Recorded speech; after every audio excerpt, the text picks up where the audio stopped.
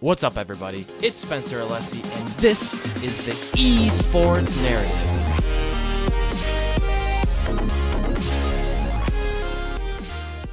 All right, everyone. Thank you for joining me on another episode of the Esports Narrative, a podcast all about the exploration of competitive video gaming and the passionate communities that make it so exciting. My name is Spencer Alessi. I am your host. And joining me this time is Nicholas Wonder Blackerby. Wonder has achieved Grand Champion in Ranked Doubles since Season 3, Champion or higher in Ranked Standard, and has been a Grand Champion in every category at one point or another since Season 3. He plays for Ambition Gamers, who are currently competing in the RLRS. They're vying for their spot in the RLCS. In this episode, we talk about how Wonder got started in Rocket League and how many hours he spends practicing. We also talk about how to break through to get the next level, the biggest mistakes new players make, and who he thinks is going to win the RLCS World Championships. All that and so much more. This is episode 36 of the Esports Narrative. All right, everyone. I am here with Nicholas Blackerby, aka Wonder. How you doing, man? Not too bad, man. How about yourself? Doing good. Thanks for joining me tonight. I'm super excited to have you here and talk about Rocket League. I had another guest on, Heroics, talking about Rocket League, and I'm a really big fan of Rocket League and what the developer is doing and the scene in general. So I'm excited to have you on and talk about some more Rocket League stuff. Sounds good.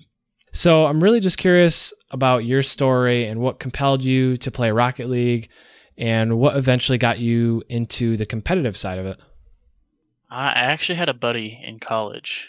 I would go over to his dorm pretty much every weekend. We would just hang out, and he showed me the game, and we would just kind of do it for fun together.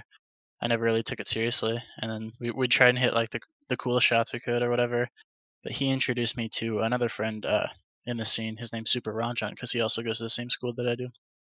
And yeah, he was way better than I was at the time. So I was like, I always try to allow myself to be competitive with the people I play with, or else it's not fun for me. I want to at least be able to compete, at a similar level. So I worked my way up to him. And by the time I actually got to his level, we were both Grand Champ in Season 2. And then we started doing tournaments, and I just kind of fell in love with it. Nice. So when was the first time you knew that like you were actually really good at it and you could be like, hey, maybe I could do this in like a high level and compete with like the best of them? Once some of the better players that were already competing started complaining when they would play me. That was kind of I was like, all right, I'm at least annoying them enough to the point where like, I don't know, maybe I can take a few games off of them. Nice. So what makes Rocket League, other than playing with friends and like having that enjoyable experience, I'm curious, what makes Rocket League so much fun for you? It's really satisfying seeing yourself progress. It's one of those games where like, the more you see yourself improve, the more drive you have to keep improving. It just keeps building on itself. At least it does for me. Yeah. Now, do you play with a keyboard and mouse or controller? Controller. And why? Okay. I always used to play on console. I actually didn't get into PC until January. So you're way more comfortable with a controller then. Yeah, big time. Have you tried it with keyboard and mouse? I have. I'm decent. Not great. It's a little wonky, but not too bad. It's weird because I've always been a PC gamer. And it's weird going to play games with a controller, right? I'm sure it's the same experience for you. It's just like it probably takes a long time to get comfortable. And yeah, when I made the switch to keyboard mouse, I played a lot of CS:GO. That kind of helped me out a little bit. I got into that. Nice. Now, as far as Rocket League goes, I'm curious on how much do you train and practice or play with your team versus just play, kind of free for all? Like, how much do you train?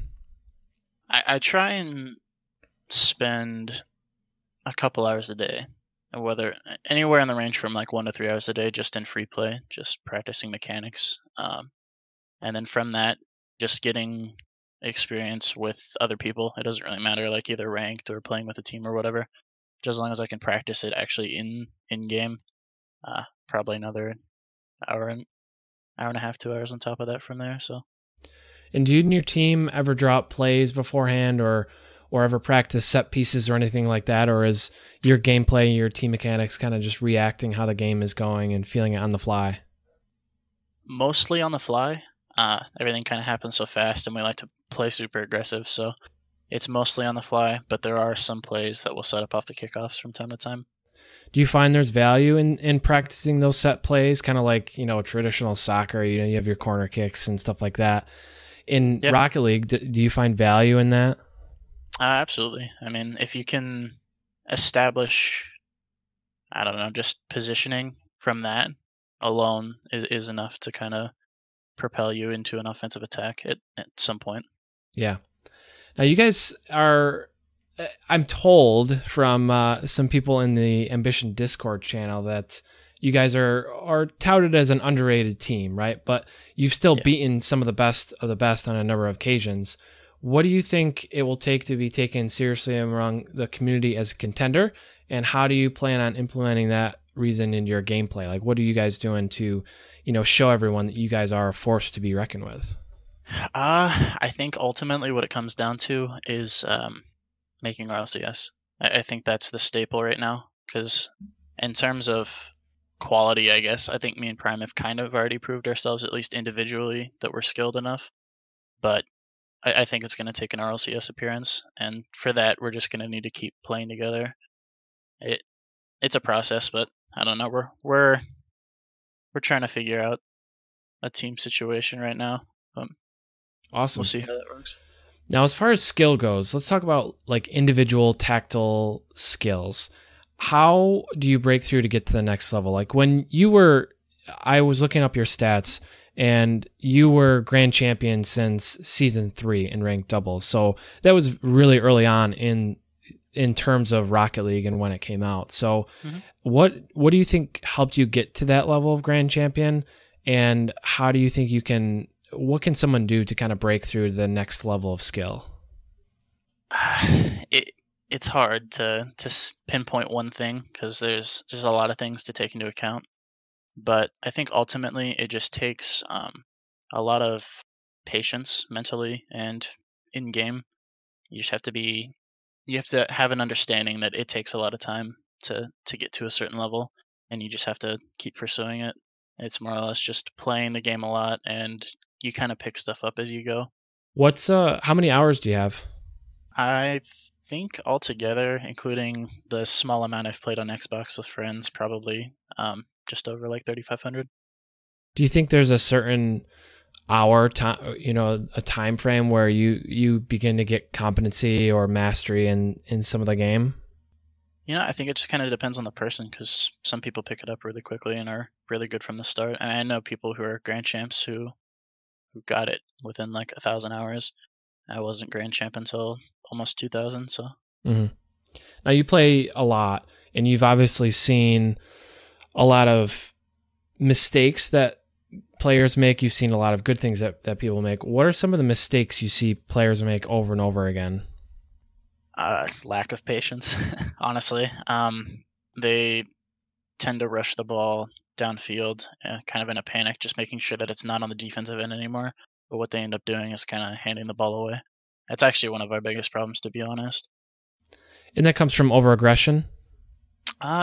Sometimes, and sometimes it's more or less just like you don't give yourself time to process. Like they can't immediately score, even though you still feel like they can. So you just want to get the ball away as quickly as possible, which you don't need to do. Right. What's something that you see as on the opposite? Let's see. What is something that you see players making that is really good, that catches you by surprise, or something like that somebody does really well? Infield passing is definitely one of the hardest to read sometimes, especially from a ground level. It's a little easier to cut off passes when they're in the air, especially when we're an aggressive team in terms of aerials and stuff. We tend to cut off those lanes pretty fast, but when people are able to get really hard ground passes from like midfield all the way to like the top of the box, it can be really hard to deal with sometimes, because there's so much stuff you can do with it. So can you describe that a little bit for somebody who might not know what a ground pass is? basically it's like a through ball for those people who played soccer. Mhm. Where you kind of lead your target a little bit, and it's like a worm burner. It's a very hard hit ball that just rides along the ground, and you can decide to stay on the ground and kind of pop it up, or you can flip into it and try and get a power shot off of it. There's a lot you can do with it. And is that the current meta or meta, if you will, in Rocket League, or what is some of the players doing in Rocket League that's kind of formed the meta? Passing in general, infield passing definitely, and lately, honestly, having the confidence to push a three-man offense forward, knowing that you can rotate back in time. I've seen you see like Cloud9 is a really good example. They're all pretty aggressive players. You know, Torment's kind of the middleman. He plays a little more defensive than the other two. When you see them on offense, 99% of the time, all three of them are pushed up. Having that extra person kind of forward helps passing lanes. Yeah, I can definitely see that. And I was talking to Heroics, and he mentioned, off the ceiling aerials and stuff like that. Is that something that you're seeing a lot of, or is that something we don't see as much in competitive play? It is definitely starting to become more prevalent.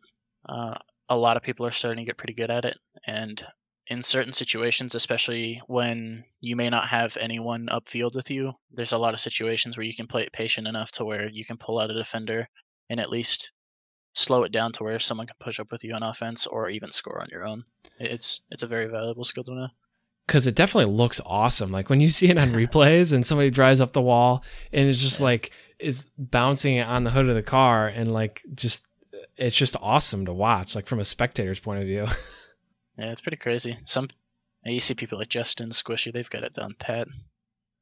Is there anything else in the meta? Like, do you see teams or players like forming the meta as time goes on? Like, do you see people trying new things and like experimenting? How much of that is out there? There's a fair amount. I feel like as time progressive, there's kind of been less and less changes to the meta. Recently, especially after that last update that they did with demos, there's been a lot more of them. People are a lot more aggressive to chase the ball because they found out that it works pretty well. Whereas beforehand, NRG used it quite a bit, but nobody else, at least in the pro scene, really used it too much. But that's definitely started to change. People started to use it a lot more. Now, are all the cars completely equal in regard to gameplay, or like how do the cars differ in terms of how you play and your play style? It kind of depends. It changes from person to person. But basically, when people use the flat cars like Jacob or Cookseer, they're looking for more aerial play. It tends to be people who are really good in the air use that flat corner, and you can get some really good power shots off it with like the Batmobile, Dominus, and recently the Skyline. And then the Octane is more of like a kind of a balance between power hit and being able to control the ball. So I think that's why a lot of people kind of go more toward the Octanes, because it's technically more balanced, I guess, but it's all preference, and it's all, I don't know, I'm just getting accustomed to the hitbox, although they're not too entirely different. Is there any one car that you never see or that you shouldn't use that's just bad?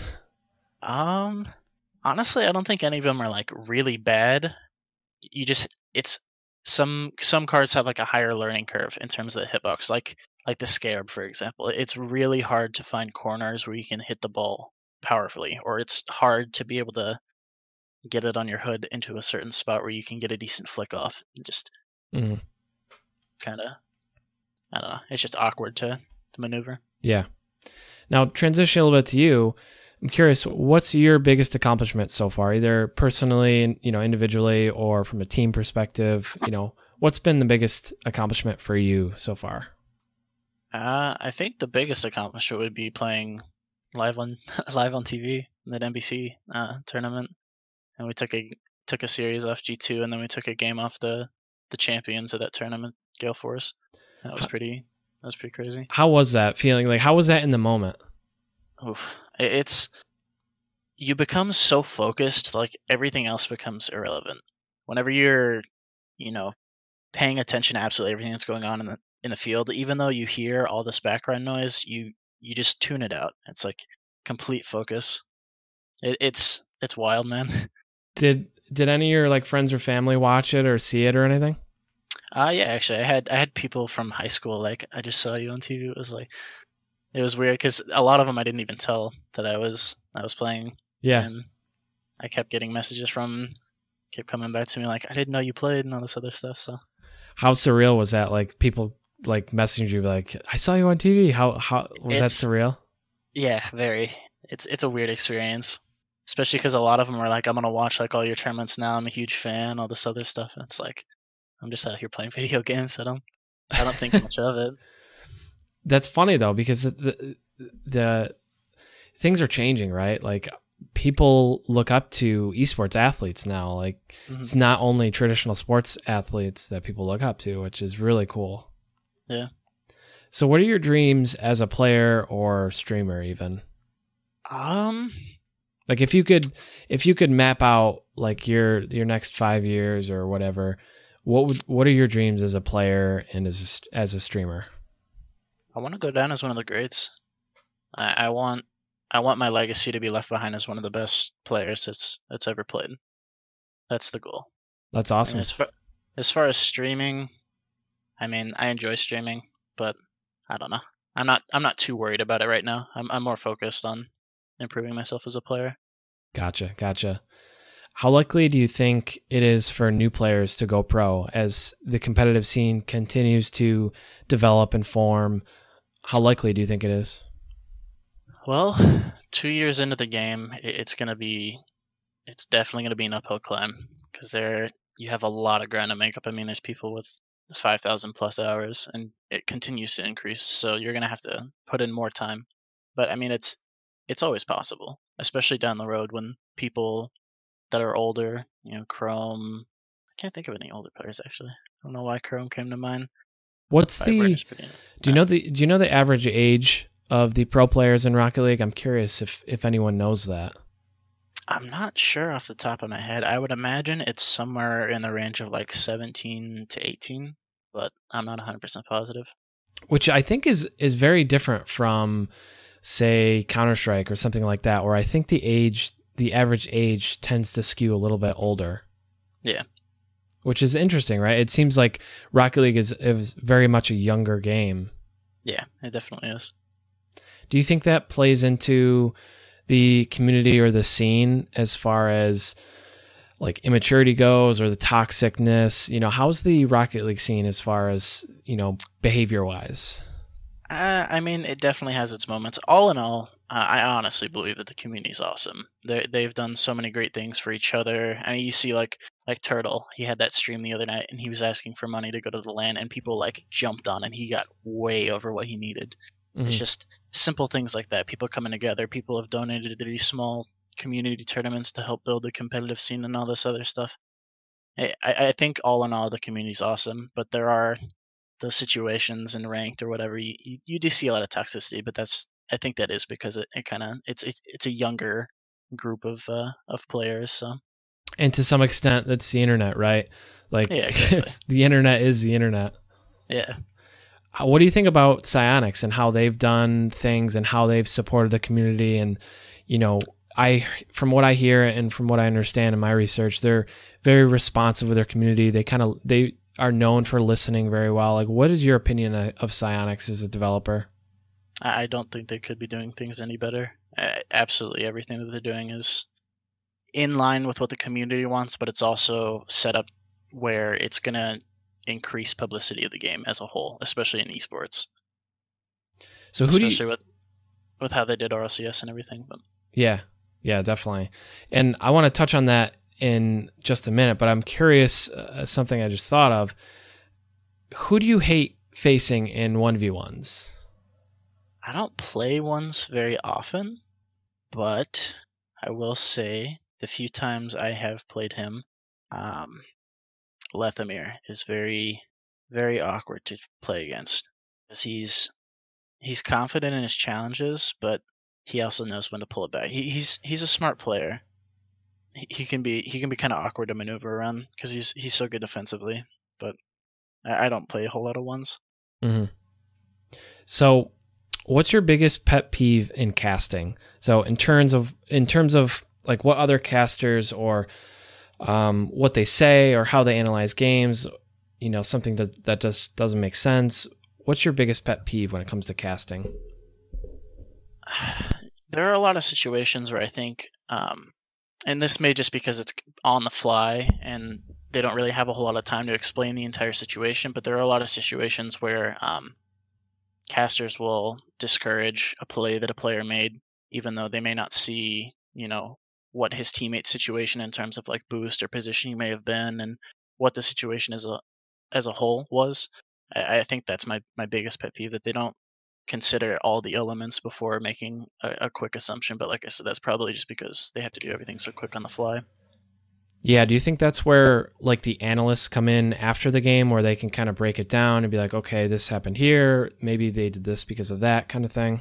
Yeah, and I think that's where they kind of make up for some of the stuff they may have said in game that may have been incorrect. But if you could change anything about the Rocket League game or community or anything Rocket League, what would be the biggest change you would want to see? Biggest change. I would like to see. They've already kind of started it with the new 6-man server that's come up, but I would like to see something along the line of CS:GO's like Rank S, where you have specified servers and everybody gets a rank and everything. I think that would help propel competitive players even more, and that gives us something else to grind, because ranked as of late has been kind of dull. And what do you think about that? It's definitely much more helpful than ranked is. It's good not only to kind of see how everyone else plays, because there are a lot of things you can do differently in terms of just differences in playstyle.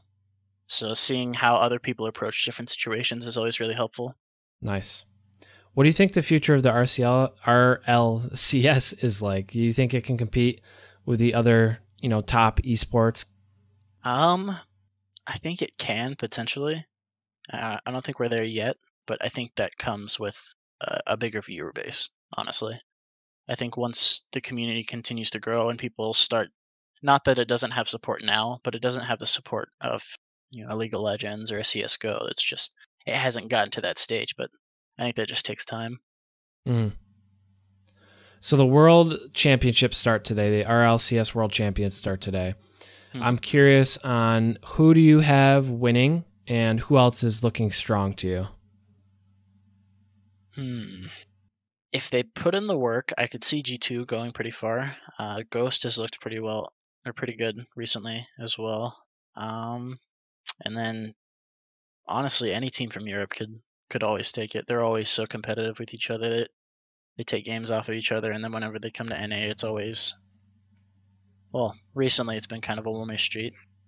But so you think EU is better than NA currently? I don't think they're necessarily better, but EU playstyle is a little different than NA, and I think it counters it a little better, because EU is much more patient, much more controlled, ground plays, a lot of passing, and NA is just really aggressive, and you can get caught off guard when you're really aggressive like that all the time. But it has seen success, like with Cloud9 recently. So who are your top 3 NA players in your opinion right now? Top 3 NA players. That's a hard question. So many players do so many different things well. I think you always kind of have to stick Garrett up toward the top. He's just so consistent. He's always putting in the work. JNaps is definitely up there. Let's see, who would be the last one? Probably Squishy. Just he's so good mechanically. He's just almost impossible to deal with at times. What's the best advice someone's ever given you, either in Rocket League or in life or otherwise? Just to be patient and work for what you want. Nothing's going to be handed to you. You have to put in the effort if you want success. I'm curious. I think this is going to be a really fun question for you to answer. What's the best play you've ever seen in Rocket League so far? The best play? Oh man. Put you on the spot. I don't know if I could pick One specific play. One play. Or maybe a match or something. The craziest thing you've seen. Craziest thing I've seen. Actually, I'm going to go with Gale Force. When we were playing them in the NBC tournament, Gale Force, Violent Panda, he had an insane game against us, game 3. He had, I think, 4 goals. He had like a ceiling shot, an air dribble. He was just hitting absolutely every shot. I'd say that's the most impressive, and I'd say the most memorable, at least for me. Yeah. Do you have any highlight moments of yourself, like some sick, insane play that you've had, or something like that from you? I would say probably my favorite shot that I've hit at a big event, or at least halfway big. There was a LAN event in Philadelphia called Boostadelphia. It was the second one that we went to, and I think it was the semifinals. I came off the ceiling with the ball, and it hit off the backboard and came off kind of the top corner, so it dropped straight down. Mm-hmm. But I saved my flip, and I did like a half flip, and it was almost like a 0-degree angle straight down, and I just missed the crossbar and it squeaked in. Nice. So, if not Rocket League, what would you be doing? I'd probably just be more focused on school, honestly. And what are you studying? Engineering, mechanical. Okay. And what do you hope to do with that? Or are you hoping that esports takes you down a wonderful path? I'm kind of hoping I can continue gaming, just because it's always been a passion of mine. I've been gaming since I was a little kid. But I'm not going to be discouraged if I find a job in the world of engineering either, because that stuff interests me as well. Yeah. I've always been kind of a tinkerer. Nice. Now, my last question. This one was also requested in the Ambition chat. You might have seen it. Do you carry PrimeThunder, or does he carry you? Neither. I'm gonna say neither. We both do different things. Yeah, and that was all in good fun, but yeah. I think we complement each other pretty well.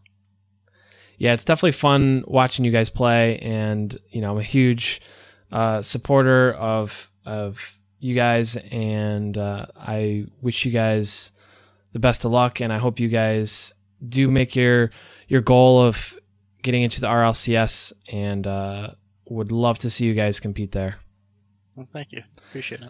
If there's any shout outs you'd like to give those shout outs. Oh, shout outs. My girlfriend, definitely, for putting up with me late at night when she's got school the next morning and I'm still playing at 3-4 in the morning. It's my rig's in our room. And just all the people along the way that have kind of pushed me. Ranjan, Jeremy, my friend that introduced me to the game in the first place, and then people like Might Magic, Tie Not Tyler, just always been guys that I could kind of go to. Awesome. Well, it's been awesome talking for the last half an hour, and it's been really cool to hear your take on Rocket League and things like that, and the sport in general. And it was a lot of fun. So thanks for joining me tonight. Thanks for having me. It was a good time. And with that, just want to remind everyone that if this all goes as planned, this show is just the beginning. Hey guys, real quick before you go, I just want to say thanks for listening and supporting the show. It really means a lot to me that you like it, and I hope that if you found some value from this podcast, that you'll share it on Twitter or on Instagram or Facebook, anywhere that you have a social media presence. I would love it if you would just share it with 3 to 4 people that might be interested in it. It would absolutely mean the world to me. It would help me get my name out there, help me get the podcast out there. I do this solely for the love of esports and for the love of getting to know people and hearing the stories of esports that I think are so awesome. So please, if you got value from this, if you enjoyed it, please share it with someone who you think might like it. And with that, I will see you next time. Thanks for listening. I really appreciate it.